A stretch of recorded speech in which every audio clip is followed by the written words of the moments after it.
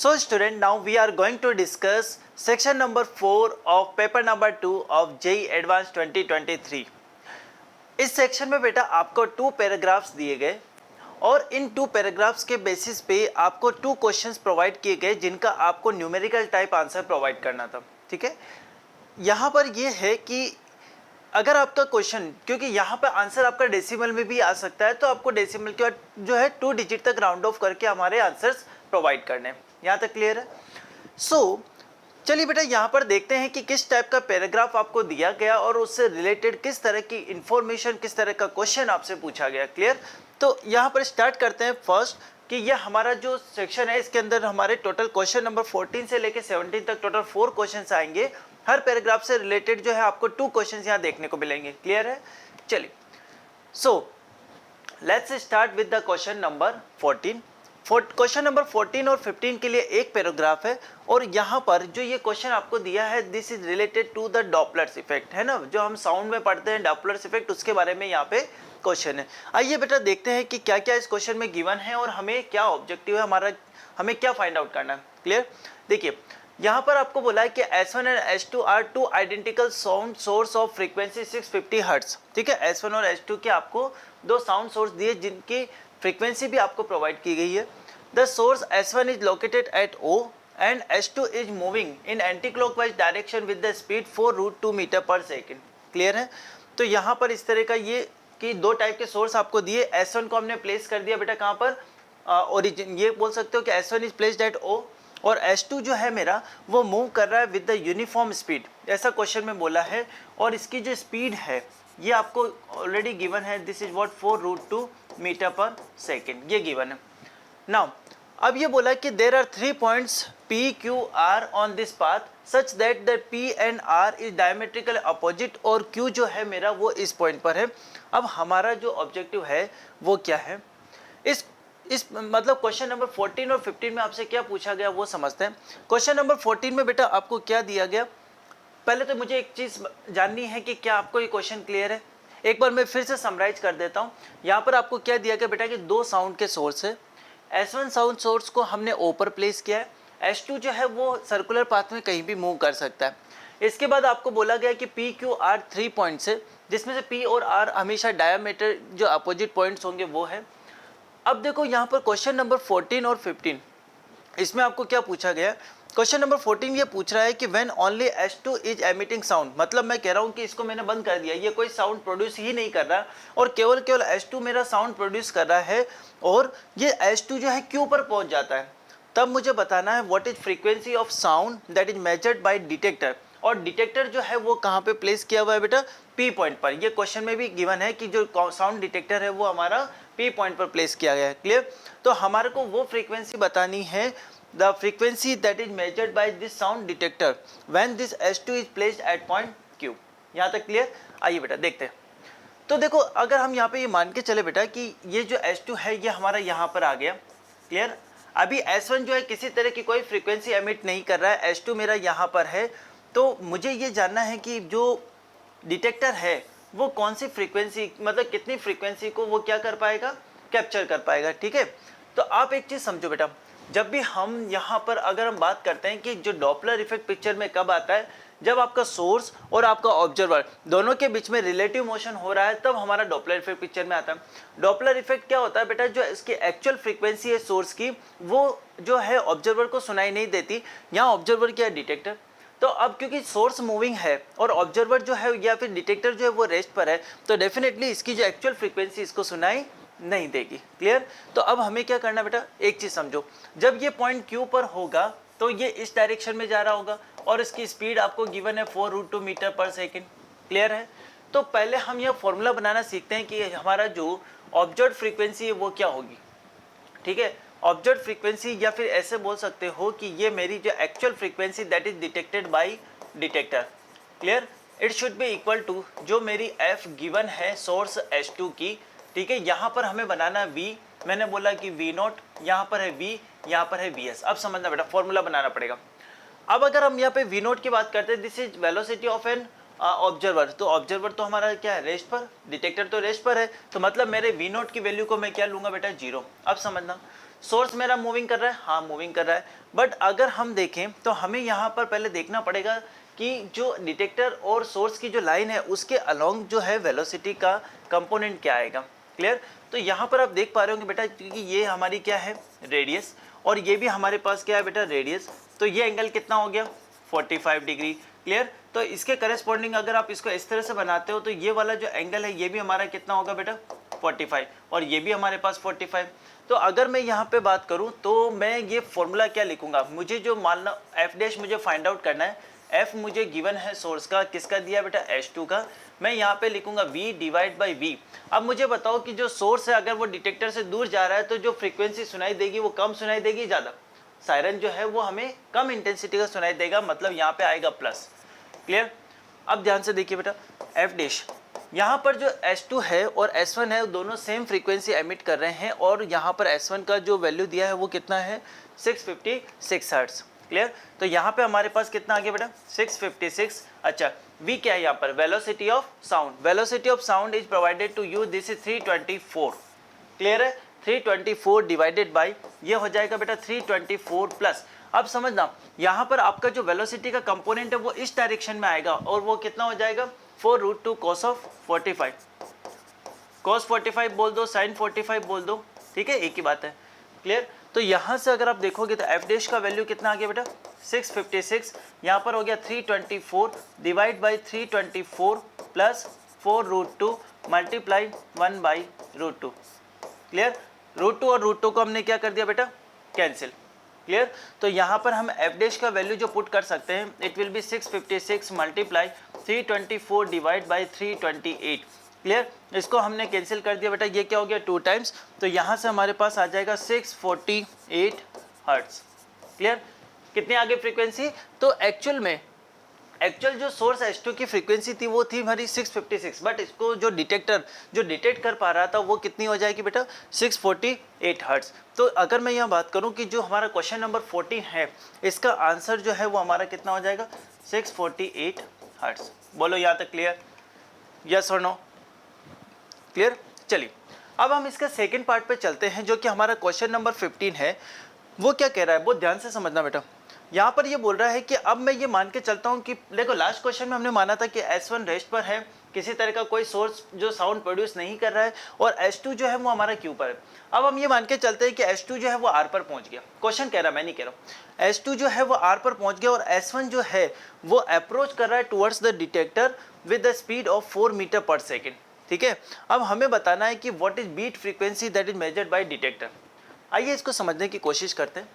देखो यहाँ पर आपको ये बोला है कि जो मेरा H2 है वो बेटा अब यहाँ पर आ चुका है, दिस इज H2, और ये मेरा H2 जो है वो इस डायरेक्शन में जा रहा है। किस डायरेक्शन में जा रहा है बेटा, इस डायरेक्शन में। बोलो यहाँ तक क्लियर, H2 जो है वो मेरा इस डायरेक्शन में जा रहा है। क्लियर।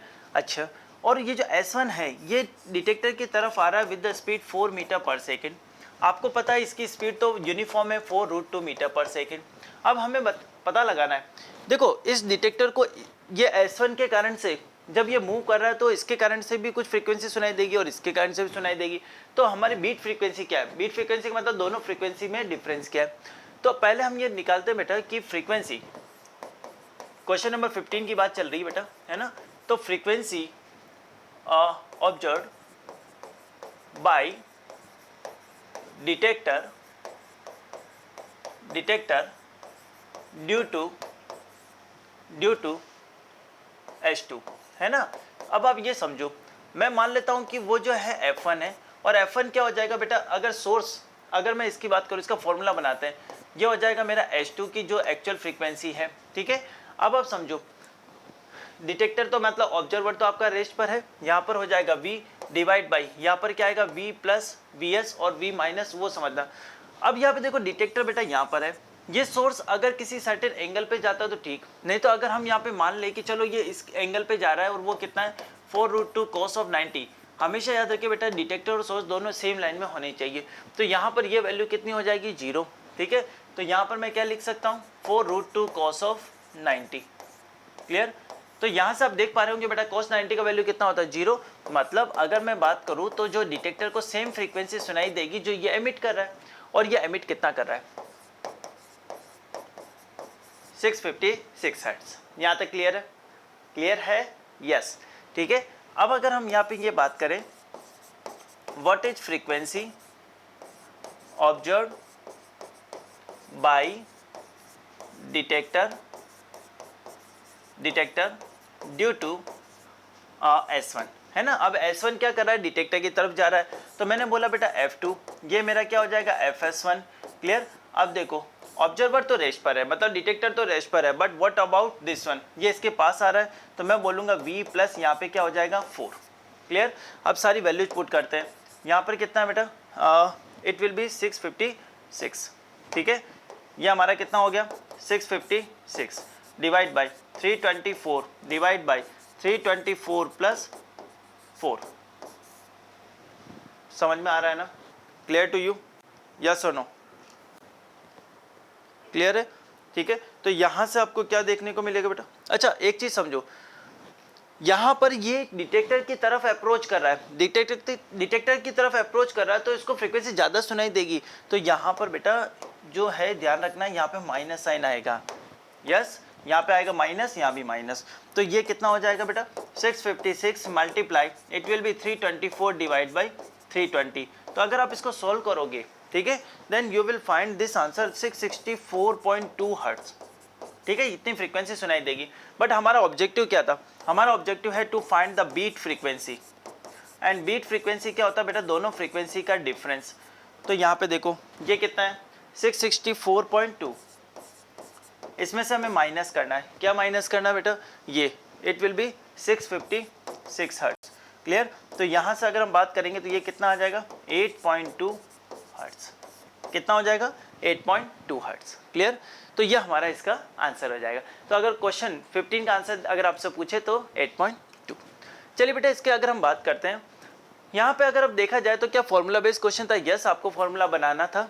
सेकंड अगर हम बात करें कि यहाँ पर आपको जो है कॉन्सेप्ट जो है, मतलब थोड़ा सा आपको थिंकिंग प्रोसेस यहाँ पे अप्लाई करना पड़ेगा, सॉल्यूशंस वगैरह यहाँ पे आपको करने पड़ेंगे, इक्वेशंस बनानी पड़ेगी, फाइनल आंसर निकालना पड़ेगा, थोड़ा सा इसमें ट्रिक्स भी आपको लगानी पड़ेगी, कहाँ पे आपको प्लस लेना है, कहाँ पे माइनस लेना है। डायरेक्ट फॉर्मूला याद करके जाओगे भूल जाओगे बेटा, थोड़ा सा अगर माइंड में अगर आपकी ट्रिक रहेगी ना कि इस क्वेश्चन को किस तरह से सोल्व करना है, तो ये आपके लिए बहुत ईजी क्वेश्चन है। So I will put this question between easy to moderate, है ना, and I will provide the 4 out of 10. Now dear student, we are going to discuss question number 16, और अब हम एक दूसरा पैराग्राफ जो है यहाँ पर देखने जा रहे हैं, ऑब्जर्व करने जा रहे हैं, और ये जो पैराग्राफ है इससे रिलेटेड आपको 2 क्वेश्चंस प्रोवाइड किए गए जेईई एडवांस एग्जामिनेशन में और पेपर नंबर 2 के सेक्शन नंबर 4 में, क्लियर। तो आइए देखते हैं बेटा कि ये क्या पैराग्राफ है, क्या इन्फॉर्मेशन यहाँ आपको प्रोवाइड की गई है और आपका ऑब्जेक्टिव क्या है, आपको क्या फाइंड आउट करना है, ठीक है। तो पहले इस क्वेश्चन में मैं आपको बता देता हूं कि बेटा एक्चुअल में क्या क्या दिया है, मैं बिल्कुल सिंपल लैंग्वेज में आपको इसको क्लियर करता हूं। जैसे मान लेते हैं कि बेटा ये आपका जो सेटअप बना के दिया है, this is for the chimney, आपने बेटा विजिट किया होगा, जैसे पावर प्लांट्स, क्लियर, आपने कैप्टिव पावर प्लांट्स विजिट किया होगा, तो वहाँ आपने देखा होगा कि जहाँ भी इलेक्ट्रिसिटी जनरेशन होता है वहाँ पे बॉयलर होता है, बॉयलर के साथ एसोसिएटेड एक चिमनी भी होती है, ठीक है। तो यहाँ पर ये बताया गया है कि जैसे एक सिलेंडर है, ठीक है, इस सिलेंडर की हाइट आपको कैपिटल H है और डायमीटर D दिया और दोनों की वैल्यू सेम है 1 मीटर, ये आपको क्वेश्चन में गिवन है, मैं इसको अंडरलाइन कर देता हूँ, ठीक है। ये हो गया हमारा 1 मीटर। अब उसको बोला कि ये जो है सिलेंडर, इसको हम एक कांस्टेंट टेम्परेचर पे मेंटेन करते हैं 360 केल्विन। अब उसके बाद जो एयर है, इन्होंने बोला कि जो एयर जो कि आउटसाइड से इसके अंदर एंटर कर रही है उसका भी टेम्परेचर हम 360 केल्विन मेंटेन कर रहे हैं, ठीक है। अच्छा, अब उसके बाद इन्होंने बोला कि यहाँ पर इस चेंबर के अंदर तो टेम्परेचर सेम मेंटेन रहता है, बट यहाँ पर जैसे जैसे ये जो हॉट एयर है, डेफिनेटली अगर हम इसको हीट करें, बॉयलर है, तो यहाँ पर जो हॉट एयर है वो जब इस चिमनी के थ्रू ऊपर की तरफ जाती है तो उसकी डेंसिटी जो है, हॉट एयर की डेंसिटी वो रो है, कोई डेंसिटी रो है, उसके बारे में इन्होंने कोई बात नहीं की। बट इतना जरूर बोला कि ये जो H है, ये हमारी जो हाइट है चिमनी की वो 9 मीटर है और D is the diameter of chimney, ये हमें प्रोवाइड किया। ऑब्जेक्टिव क्या है बेटा वो समझते हैं, है ना। ऑब्जेक्टिव के अकॉर्डिंग हम हमारी चीज को प्रोसीड करते हैं। यहाँ पे आपको ये बोला कि जो एयर, ध्यान से समझना, जो एयर जो कि आउटसाइड से एंटर कर रही है उसकी डेंसिटी हमारे पास 1.2 किलोग्राम पर मीटर क्यूब है और उसका जो टेम्परेचर है वो 300 केल्विन है और प्रेशर जो है वो हमारा क्या है, PA है, ठीक है। अब आपको ये बताना है कि नंबर 1 क्वेश्चन इसका फर्स्ट या 16 नंबर क्वेश्चन जो आपको दिया है वो क्या है, considering the air flow to be streamline. हम ये मान रहे हैं कि यहाँ से एयर निकल रही है, ऊपर की एयर नीचे आ रही है, फिर एयर निकल रही है, फिर नीचे आ रही है, तो ये कंसिस्टेंटली जो है ये वर्क कंटिन्यूस वर्क चल रहा है, ठीक है। तो इसको अगर हम स्ट्रीमलाइन फ्लो मानते हैं और इन्होंने बोला कि जो वेरिएशंस हो रहे हैं डेंसिटी में, जैसे यहाँ से लेके यहाँ तक जाने में जो डेंसिटी का वेरिएशन हो रहा है उसको भी आप नेग्लिजिबल मानो, तो आप मुझे ये बता दो कि what is the mass flow rate, ठीक है। यानी कहते हैं ना बेटा, खोदा पहाड़ निकली चुईया, लेकिन वो चुईया तब समझ में आएगी जब आपको कॉन्सेप्ट क्लियर होगा, ठीक है। तो देखिए बेटा इस क्वेश्चन को सॉल्व किस तरह से किया जाए, है ना। आइए देखते हैं। सबसे पहले एक पॉइंट समझना बेटा जो मैं आपको बताना चाह रहा हूँ। डायग्राम हमारे पास ये है। आप मुझे एक बात बताओ, बाहर जो है डेंसिटी आपको गिवन है 1.2 किलोग्राम पर मीटर क्यूब, ठीक है, और बाहर का टेम्परेचर आपको दे दिया यहाँ पे 300 केल्विन। इनसाइड का टेम्परेचर आप मेंटेन करके चलते हो बेटा 360 केल्विन पर। आपने अंदर जो है इस पर्टिकुलर बॉयलर के अंदर या फिर फर्नेस के अंदर जो प्रेशर है वो भी पीए मेंटेन कर लिया। बट बात यह आ रही है व्हाट अबाउट डेंसिटी, ठीक है। तो अगर हम यहाँ पर एयर को as an ideal gas treat कर ले, then you can write P equal to rho RT/m, clear. तो यहाँ से आप देख पा रहे होंगे बेटा कि अगर मैं कहता हूँ कि कांस्टेंट प्रेशर के ऊपर अगर मैं इसको हीट कर रहा हूँ, क्योंकि क्वेश्चन में मेंशन है, ये देखो यहाँ पर प्रेशर, ये रहा दिस वन, कांस्टेंट प्रेशर के ऊपर जो है हम एयर को हीट कर रहे हैं। तो जब प्रेशर कांस्टेंट है तो क्या हम ऐसा लिख सकते हैं rho T, this one is constant, बाकी सारे पैरामीटर कांस्टेंट है, clear. It means we can write rho is inversely proportional to T। एक रिलेशन हमारे पास ये आ गया, क्लियर। तो यहाँ से आप क्या लिख सकते हो बेटा, अब एक काम करते हैं, इसको यहाँ पर मार्क कर देते हैं। लेट्स सपोज इस सेक्शन को मैं मार्क करता हूँ number 1 and let's suppose I am marking this section as number 2, clear. तो मेरा ऑब्जेक्टिव ये है कि मैं ये जानना चाहता हूँ कि जब ये एयर आउटसाइड से इनसाइड अगर जब एंटर कर रही है तो यहाँ पर डेंसिटी कितना है।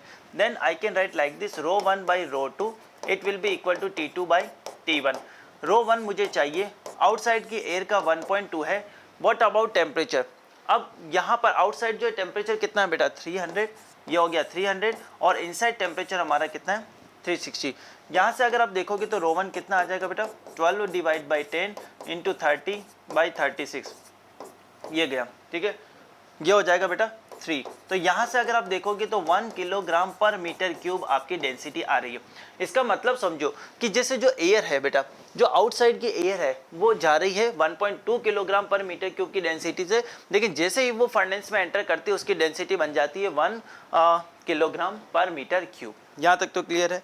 अच्छा, नाउ अब देखो मुझे एक बात बताओ, क्योंकि क्वेश्चन में ये बोला है कि यहाँ पर स्ट्रीमलाइन फ्लो मेंटेन है, it means whenever we have the fluid flow, air को हम एज ए फ्लूइड ट्रीट कर सकते हैं। whenever we have fluid flow we can apply Bernoulli equation, so I am applying Bernoulli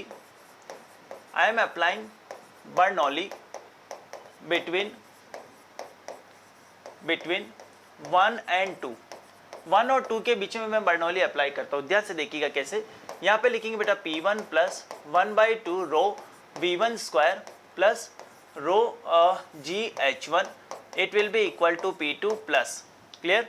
यहाँ पे आ जाएगा बेटा 1/2 rho V2 square, this is what 1/2 rho V2 square plus this is what rho GH2, ये मैंने लिखा।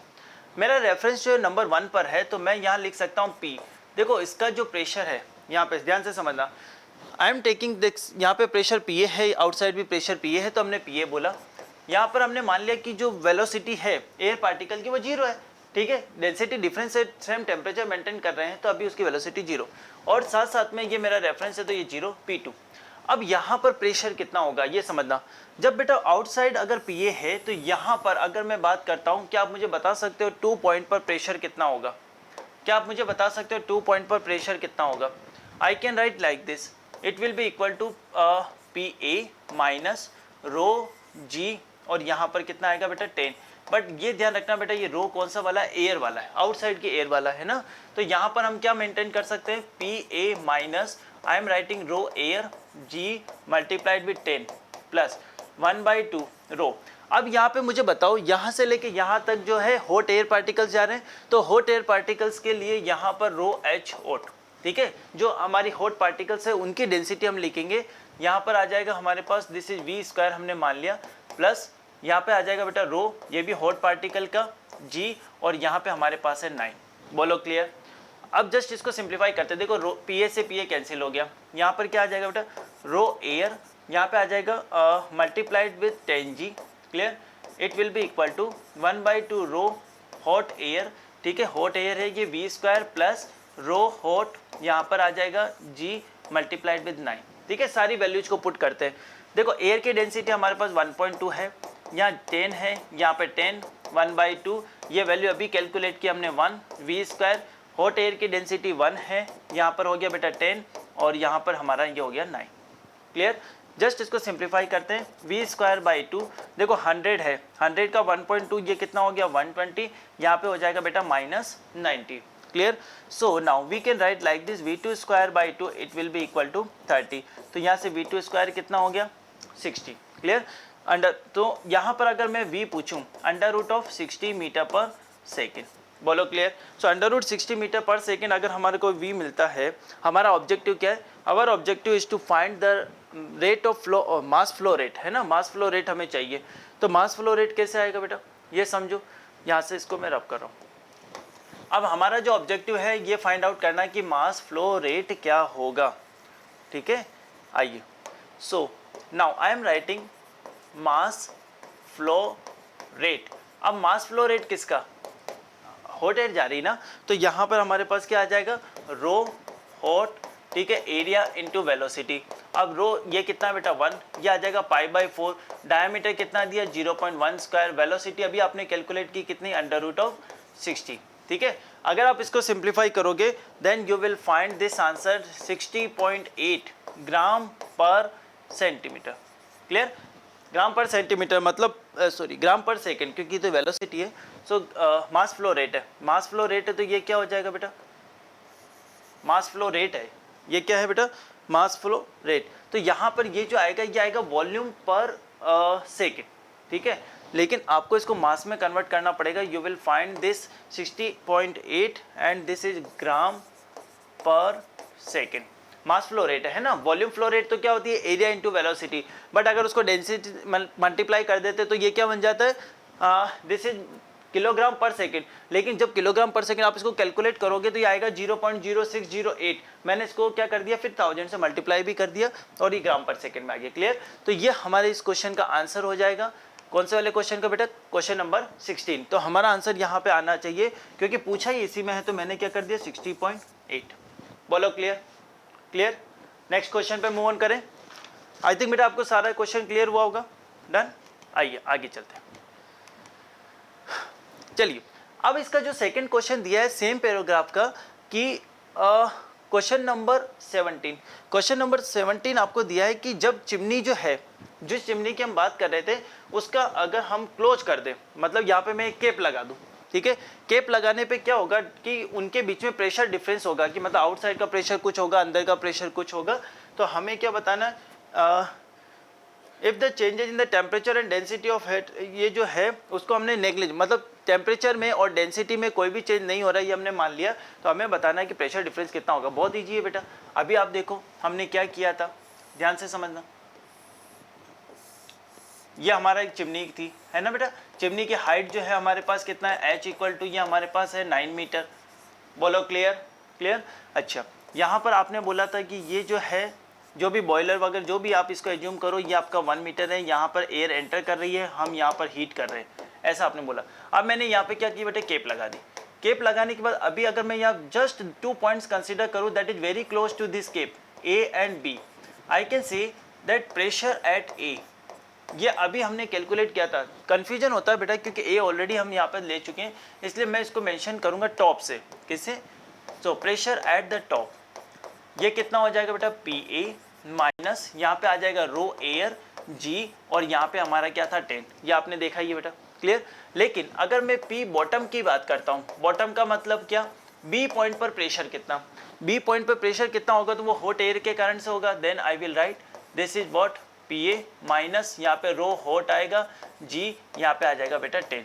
अब हमें क्या चाहिए, प्रेशर डिफरेंस, ठीक है, यस और नो, प्रेशर डिफरेंस। क्योंकि यहाँ पर देखें तो यहाँ पर अंदर से तो जो है वो हॉट एयर है और बाहर एयर है, तो अगर आप देखो तो डेंसिटी किसकी कम है, हॉट एयर की कम है, तो डेफिनेटली ये वाला जो है इनसाइड प्रेशर जो है वो ज़्यादा होगा। तो डायरेक्टली हम लिख सकते हैं pressure difference, it will be equal to what, pressure at bottom minus यहाँ पे क्या आ जाएगा बेटा, pressure at top. So pressure at bottom कितना हो जाएगा, I can write like this, P A minus this is what rho hot g, ये हो गया बेटा 10 माइनस P A plus rho air this is g और ये 10। क्लियर, इससे इसको हमने क्या कर दिया बेटा, कैंसल्ड आउट। क्लियर, तो यहाँ से हो गया मेरा 10 जी, यहाँ से आ जाएगा मेरा रो एयर माइनस यह हो गया बेटा रो हॉट। क्लियर, जस्ट सारी वैल्यूज को पुट करो और अपना आंसर बताओ। 10 मल्टीप्लाई 10, एयर का कितना था बेटा 1.2 माइनस 1। क्लियर, तो यहाँ से कितना हो गया 0.2 इंटू 100, यहाँ से वैल्यू आ गई हमारी 20। क्लियर, तो जो प्रेशर में डिफरेंस आया वो कितना है बेटा 20 पास्कल का। यस और नो, तो हमसे पूछा भी क्या है, प्रेशर डिफरेंस ही तो पूछा है और किसके अंदर बताना है, न्यूटन पर मीटर स्क्वायर, यही पास्कल होता है। तो हमारा करेक्ट आंसर जो इस क्वेश्चन का है this is what, that is 20 newton per metre square. Clear to everyone, समझ में आया बेटा। तो इस क्वेश्चन के दोनों पार्ट हमने सोल्व किए, जिसमें एक में हमें बताना था कि जो वेलोसिटी है, जो अगर वेलोसिटी मीन्स जो एयर पार्टिकल मूव कर रहा है, अगर हम उसको स्ट्रीमलाइन मान ले तो उसकी वेलोसिटी कितना, वो हमने कैलकुलेट किया था, वहाँ से मास फ्लो रेट हमने कैलकुलेट कर लिया। बट जैसे ही हम केप लगा देते हैं, अब फ्लूइड फ्लो तो हो नहीं रहा, एयर का फ्लो हो नहीं रहा, तो अब हम इसको फ्लूइड स्टैटिक की तरह डील कर सकते हैं और हम डायरेक्ट डेल्टा जो प्रेशर है, प्रेशर डिफरेंस हमने देखा और डायरेक्ट डेल्टा पी को हमने कैलकुलेट कर दिया। Clear, so this is all about this second paragraph और उससे रिलेटेड दोनों क्वेश्चंस को अभी हमने कंप्लीट किया। क्लियर, अगर मैं इसके डिफिकल्टी लेवल की बात करता हूं तो definitely it is not based on any formula. हाँ, हमने बर्नौली इक्वेशंस अप्लाई किए, हमने मास फ्लो रेट का कॉन्सेप्ट यूज किया, प्रेशर डिफरेंस कॉन्सेप्ट यूज किया, बट थोड़ी सी कैलकुलेशन आपको करनी पड़ी। बट ये क्वेश्चन ऐसा था जो कि डूएबल है, मतलब ऐसा आप नहीं कह सकते कि इस क्वेश्चन को हम कर नहीं सकते, कर सकते हैं, बट प्रॉब्लम है कि आप इसकी लैंग्वेज को कितना इजीली समझ पाते हैं। Clear, so this is all about this question. Now we have completed the paper number 2 section number 4 और उससे रिलेटेड दोनों पैराग्राफ से रिलेटेड टोटल 4 क्वेश्चन को हमने कंप्लीट किया। Clear, so this is all about the complete discussion of all the question that is asked in JEE 2023 examination in the paper number 2। Clear, so hopeful बेटा कि आपके लिए ये सारे सॉल्यूशंस बहुत यूजफुल होंगे और डेफिनेटली आपने एग्जामिनेशन में भी बहुत अच्छा परफॉर्म किया होगा। Clear, so this is all about this paper discussion. Thank you so much.